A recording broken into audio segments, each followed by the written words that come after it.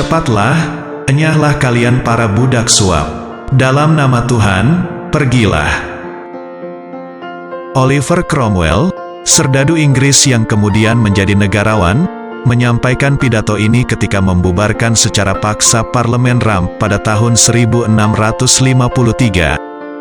Sebelum menggantinya dengan sebuah majelis yang dibentuknya sendiri beranggotakan 140 orang.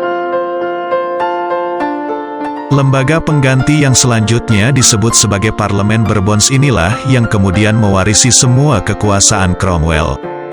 Sebelum kita lanjut, tekan tombol like, subscribe, dan tanda lonceng, supaya dapat notifikasi dari kami setiap kali kami mengupload video terbaru. Di-share juga ke teman-teman kalian jika video ini bermanfaat. Mari kita lanjut. Lahir di Huntingdon, Cromwell mengenyam pendidikan di Universitas Cambridge. Bertolak dari pengalaman keagamaannya, ia berkembang sebagai seorang Puritan sejati. Pada tahun 1628, ia terpilih sebagai anggota parlemen mewakili wilayah Huntingdon. Dan pada tahun 1640 mewakili Cambridge di Parlemen Long. Pada masa itu, ia gencar mengkritik para uskup gereja Inggris dan mendorong dilakukannya gerakan pemurnian gereja. Ketika konflik antara Charles pertama dan parlemen meruncing, Cromwell segera membentuk pasukan kecil yang dikembangkannya menjadi resimen kavaleri di Huntingdon. Selama Perang Saudara Inggris yang pertama, Cromwell membantu memenangkan sebagian besar Anglia Timur bagi parlemen. Atas jasanya itu, ia mendapat pangkat Letnan Jenderal. Ia berperan besar dalam mengalahkan pasukan royalis pada pertempuran Mars dan Moor. Pada pertempuran Naseby, ia berperan lebih besar lagi sebagai orang kedua dalam rantai komando pasukan Roundheads, di bawah Sir Thomas Fairfax.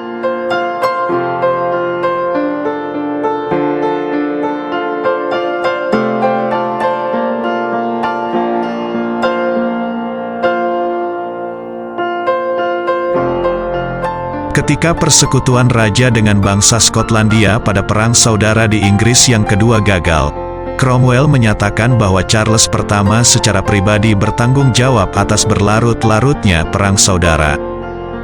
Dan karenanya, patut didakwa sebagai pengkhianat. Banyak kalangan percaya bahwa Cromwell berperan paling besar atas penjatuhan hukuman mati terhadap Charles pertama, meskipun ada 59 orang lainnya yang turut menandatangani dokumennya. Cromwell sendiri melukiskannya sebagai keharusan yang kejam.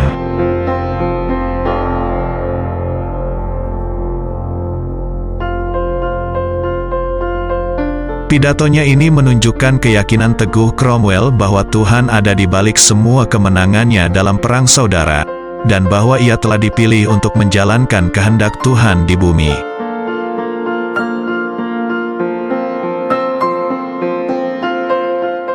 Demi menciptakan masyarakat yang berketuhanan di Inggris, ia merasa bahwa parlemen yang ada perlu dibubarkan terlebih dahulu. Yang ia maksud adalah Parlemen Ram, karena parlemen itulah yang tersisa setelah Parlemen Long dibubarkan secara paksa oleh pasukan Cromwell pada tahun 1648. Cromwell menilai upayanya melaksanakan reformasi politik dan keagamaan tersendat-sendat sehingga ia merasa perlu mengambil tindakan tegas dengan mengganti total parlemen yang ada dengan lembaga yang sama sekali baru.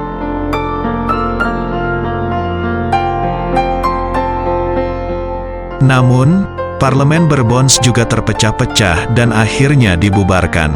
Cromwell diangkat menjadi Lord Protector dari negara persemakmuran Inggris, Skotlandia, dan Irlandia.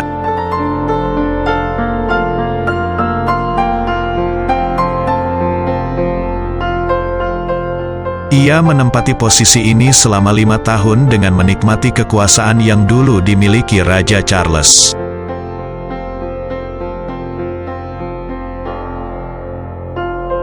Ketika Cromwell wafat pada tahun 1658, dasar-dasar pemerintahan konstitusional telah terbentuk dan saat itu Inggris tengah menikmati kemakmuran.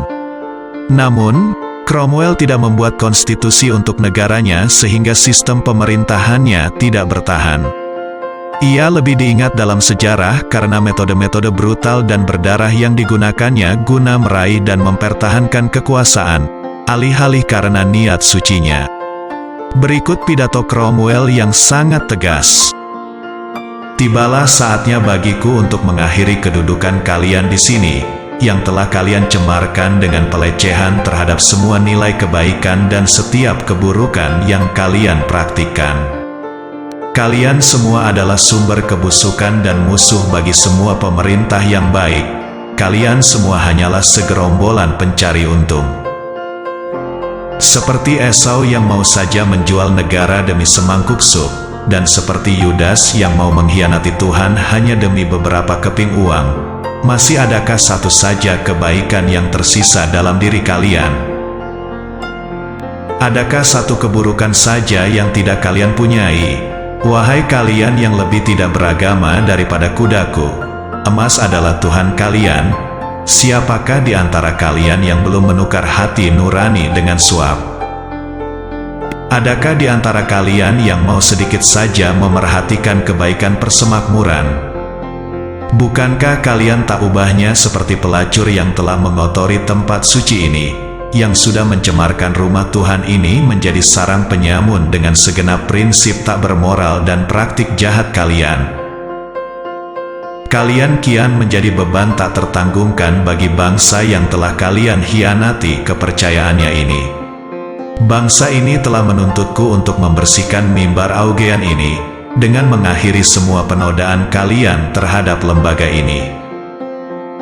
Dan atas petunjuk Tuhan serta kekuasaan yang ada di tanganku, aku sekarang memerintahkan kalian, atas semua dosa yang kalian lakukan, untuk segera meninggalkan tempat ini. Pergi, keluar kalian semua, cepatlah, enyahlah kalian para budak suap. Pergi, bawalah tongkat berkilau itu, dan kunci semua pintu. Dalam nama Tuhan, pergi. Demikianlah perjalanan dan kisah Oliver Cromwell dengan kewibawaannya mengambil tindakan tegas untuk membubarkan parlemen di kerajaan Inggris pada waktu itu. Semoga paradigma kalian tentang penggagas pidato terhebat dunia semakin bertambah. Sampai jumpa di episode berikutnya.